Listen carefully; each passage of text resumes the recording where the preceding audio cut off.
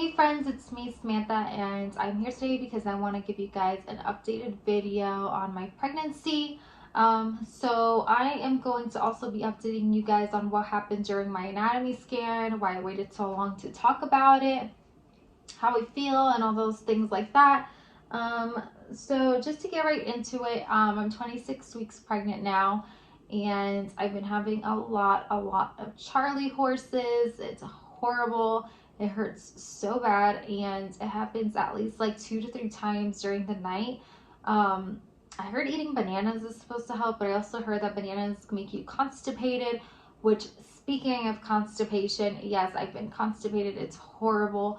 I've had to take a stool softener just to make sure that I am keeping up on top of things, because not too long ago, I'm not sure if it was like 3 weeks ago, I had a really bad episode of TMI. I was so constipated, and it took me literally from like 4 in the afternoon to about 1 in the morning, maybe 2 in the morning, to actually go to the bathroom.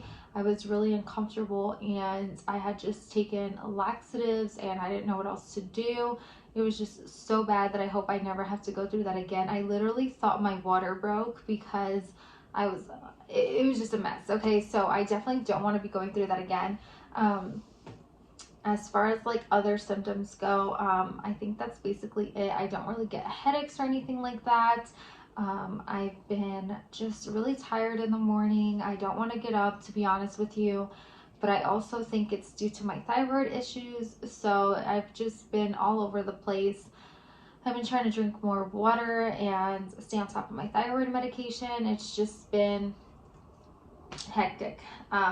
But other than that, I've been craving like smoothies and shakes and things like that. And tomorrow's my birthday. I'm turning 28 years old, and I'm excited because I get to go to Chick-fil-A. I'm like obsessed with Chick-fil-A. It's so good. And every time I go there, tell me if you're the same or not, but I always get the chicken nuggets, and I always tell my husband, like, next time we go, like, I'm gonna try something new. Like, maybe I'll get like the chicken sandwich or something. And then I always end up with the chicken nuggets, like, all the time. So if you ask me if anything else is good at Chick-fil-A, I am not the one, because the only thing I've tried is the chicken nuggets. So if you've tried something else that's on the menu, let me know down below so I can try it tomorrow. Also, at the end of this video, I'm going to show you what I got in my Target gift registry bag. Welcome baby registry bag. I actually registered with Amazon. I was going to go with Target, but when I went there with my daughter, which I'll try to see if I have some clips from the day that me and Isabella went, I'll insert it. They didn't really have much, so I decided to go with Amazon, which I'll link that down below as well.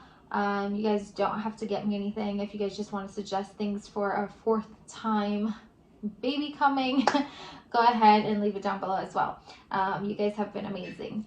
But to talk about the things that I know that you guys are curious about, I would feel the same way if I was following somebody's journey and I didn't know anything that was going on besides that something came up on the anatomy scan. I would be wondering too. So basically, I went in for my anatomy scan with my husband. Everything was good. I mean, I'm not a tech or anything like that, but from what I can see, I think everything looked normal. But obviously, I don't know what are the red flags or what are things that aren't outside of the normal range. So I really don't know. I just know that she looked at the heart, and she looked at like everything, like the head and the legs and the arms and the nose and the mouth, you know, like everything like that. And she told me that my doctor would follow up with me once he read the results, or if there was nothing to follow up with me about, then I wouldn't hear anything, or, you know, something like that. So I think it was that same day. I was at home. I was getting ready to eat. So I haven't started eating yet. I was getting ready. And I got a notification on my phone that said that I had test results waiting to be viewed. So I'm not sure about where you live, but here where I live, basically there's this thing called like an online chart. So if you get any testing done at your doctor's office, you can actually get the results sent to you first before your doctor even sees it. Most of the time I see it before my provider does. So then I'm sitting there wondering, like, is this normal? Is this not? And then, you know, I have to wait for somebody to give me a call. So it's kind of like good and bad at the same time, because sometimes we don't know what we're looking at. You know what I'm saying? So I was sitting down and I have the results right here. I kind of have a few things I wanted to show you guys. So it said here, there's a single live fetus in breech position. The placenta is posterior without placenta previa. The amniotic fluid is within normal limits, and umbilical cord has 3 vessels and normal insertion into the fetal abdomen. Cervical length is 5.1. And then it says fetal structural survey demonstrates the cranium and spine to be intact. So on and so forth, that everything looked good. The heart has the left apex, 4 chambers, normal rate of 146. Left-sided fetal stomach, 2 kidneys, fetal bladder confirmed, left urinary tract dilation noted as evidenced by the AP dimension of the left renal pelvis measuring 5.6 millimeters. Nose, upper lip appear grossly normal, extremity, long bones are grossly unremarkable, blah, blah, blah, you know, that kind of thing.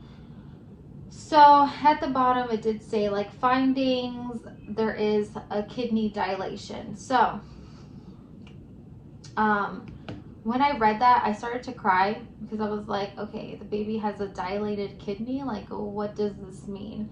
And I went on Google, which I suggest if you're pregnant, do not Google anything. You know, it's so funny because I made this video 7 years ago when I was pregnant with Isabella about how one of my test results came back that I was abnormal results, and when I went online it said that the baby probably had Down syndrome or something like that, and I was freaking out, and it came out to be nothing. I should have followed my own advice, but when you're in that situation it's kind of hard not to. But I went on Google and it said that that is one of the soft markers for the baby having like trisomy 21 or 18. I think it's 18.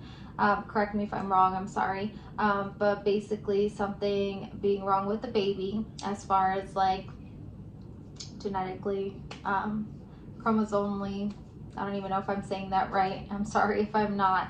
But that kind of thing. So I was freaking out, I was crying, I was calling the office was closed, so I basically had to wait for somebody to call me, which I believe that was like a Friday, or maybe it was like a Thursday. I think it was a Thursday, and then nobody called me Friday or something like that, and then the weekend went by. Monday I finally get a phone call, and the only reason why they called me to speak with me is because my thyroid levels were like really high. And I asked like, hey, I wanted to know more about like the anatomy scan, you know, and they're like, well, I'm sorry, doctor hasn't seen the results yet, so they'll give you a call when something comes up, you know, whatever. And I'm like, okay. So I spent that whole time thinking like, what is going on? I've never gone through this before. So I went that whole time thinking like, what is going on? And I had no idea. So then after that, I remember the nurse called me, not even the doctor, the nurse, and she told me that once, you know, that the doctor just said that we were going to follow up with it, that she didn't really know what to say, but that there's a lot of babies and it's more common in boys, and a lot of babies end up having this problem, and not to stress out, just to wait until I go see my doctor. So the next time I go to the doctor, they basically told me that they scheduled me to go have a more detailed anatomy scan 6 weeks later. So I had to wait 6 weeks, guys. And Tuesday was when I was supposed to have my scan. It snowed, so it was canceled. So then I had to go on Wednesday, which I went Wednesday, and I did my scan.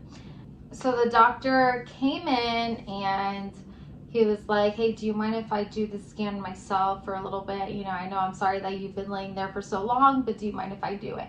And I noticed that during the scan, I mean, she was like focusing a lot on the heart, on the head, a lot like with the fists, the feet, like, you know, she was there for 75 minutes. Like, I kid you not, like she was there for a long time, and she was focusing on every little bit of the baby's body, like, no lie. So I was like, okay, that's fine. So he went in and he did the scan himself. He measured the kidneys and all that stuff. And then what he told us was the baby has this called hydronephrosis. I think that's the name of it. he has a kidney dilation. One of his kidneys is more dilated than the other one. So we talked about what can happen. Basically, right now, the left one, I believe it's the left one, it's at 3 millimeters, and then the right one is at 5 millimeters, I want to say. And he was like, if it stays at 5 millimeters, then that is going to be okay when you come back, because they want me to go back in 6 weeks. If it grows more, then what will happen is when the baby is born, he'll get an ultrasound, and then he'll be put on antibiotics. Worst case scenario, surgery, get a stent put in or something like that. And I kind of got a picture on Google, because I know you guys are probably wondering, like, what is that? So basically, I guess the kidney is not draining properly, so it's not sending the pee to the bladder, and then the bladder is not really, you know, it's just, there's lots of fluid in the kidney, if that makes sense. So that's basically what it is, just so you guys have an idea of what it looks like. And we talked about, you know, what can happen after the baby's born and that kind of thing. So then I brought up the fact that that was considered like a soft marker for like Down syndrome or something like that. And he was like, honestly, with your age, you're already low risk. Second of all, it is considered a soft marker, but it's only a problem if we see more than one. So like, let's say the baby had a bright spot in its heart, or like something on the neck, like thickness of the neck, or something in like the brain, like that kind of thing, like more than one, like a club foot or something like that. Like more than one could possibly mean that there is some sort of like chromosomal issues or abnormalities or that kind of thing. But he was like, when you only see one, it's not such a big deal, because it's just that one thing that's wrong. Now, if there was more than one thing, and that's why I guess they go through that detailed ultrasound, because they want to make sure that they're not missing out on anything. And he was like, your baby looks perfectly healthy. I don't see anything wrong. Like, I don't see any other abnormalities or anything like that. So that was a big like weight off my shoulder. He's like, obviously we cannot guarantee that every single baby that we say doesn't have something cannot be born with something, you know, because that is a possibility. But would I tell you to get a genetic test done? No, I don't think so.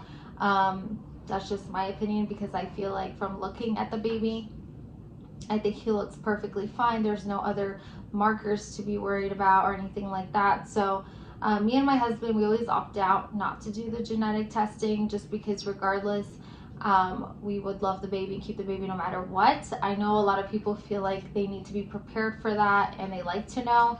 But honestly, because of what happened with Isabella and them telling us one thing and her being completely normal, I just don't want to stress about it. Like, just let, you know, God do what he has to do, and when the baby comes, we'll go from there. So that's basically where we're at. So we'll go in 6 weeks from now and see if the kidney has grown or dilated any more than what it already is, or if it's still the same. I'm hoping and praying that it's still the same, because then it wouldn't be a big deal. And then, you know, I wouldn't have to worry about doing anything after the baby's born. As far as like the C-section or vaginal thing goes, so I spoke with a few doctors in the practice, which I'm going to speak to another one when I go to the doctor next month. And basically they told me like they feel like I can have a vaginal birth without any issues. Like, they're comfortable doing a vaginal birth. That's just like the second doctor that I see though, so I'm not sure what the other one's going to say, because there's always rotating ones and you never know which one you're going to end up with. So they said that they feel like I can, and they're even willing to induce me at 39 weeks just to kind of like, you know, hope that the baby's a little smaller than 6 pounds. But like, obviously we can't guarantee that, but we'll do like a growth scan and we'll kind of go from there towards the end. I know that, you know, my first doctor, the one that delivered Isaiah with the shoulder dystocia, she said that I hope the baby comes at 38 weeks, which I'm like, imagine, that would be nice. But yeah, just let the baby come whenever he's healthy. And if I do have to get a C-section, like, I am definitely thinking about just getting my tubes removed, like, because my doctor feels like that's better than tying them. So I'll probably just remove them, to be honest with you guys. I am happy with my 4 children. Like, I don't need any more. So I think that that's our best bet if I'm already there and open, you know what I'm saying? But yeah, so not to make this super long, let me go ahead and show you my belly, and then I will show you what's in the bag. So this is my belly with a shirt.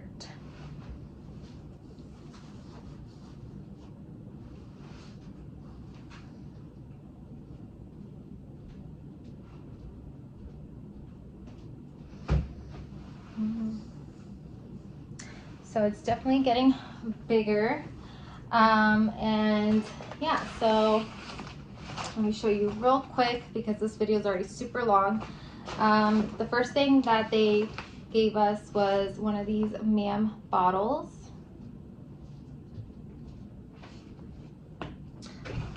And they gave us a pack of Pampers Sensitive Wipes, which I use these already. I love them. Some Aquaphor, $2 off of a draft, so that's good. Sorry, this is not for you guys to see yet. Honest Company baby wipes, 2 breast milk storage bags, and 2 disposable nursing pads. Dr. Brown's bottle. This little MAM pacifier came with the bottle, by the way. Philips Avent baby bottle. A little Pampers diaper. 3 Huggies diapers. Also some Pedialyte and the Berry Frost. And then some coupons, some water wipes. What else? Some boogie wipes with $1 off. I've never used this before, the Coconut Balm Baby Bum.